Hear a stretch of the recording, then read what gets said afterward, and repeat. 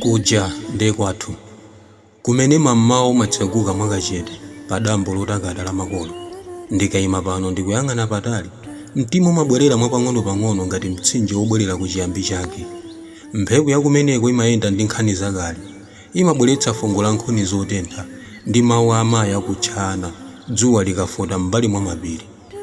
Kuja kumene ng'ombe zinkabwerera maulemu ngati fumbi likuyenda pansi pa dzuwa lotopa. Mapiri aja ndi mboni zakale, amayang'ana mibado ikudutsa monga masamba otsatizana pa mtsinje wa nthawi.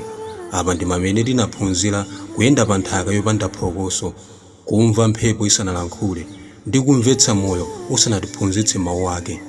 Nthawi yanditengera kutali, koma mizu ya mtima wanga ikadali pansi pa dambo limenelo. Ndikaona malo amenewa maganizo amakhala ofewa ngati mame ammawa pa udzu wa chinyamata.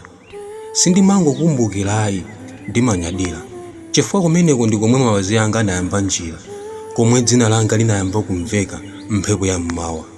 Kuja pansi pa mapiri achete, pa dambo losalankhula la makolo, ndekwathu.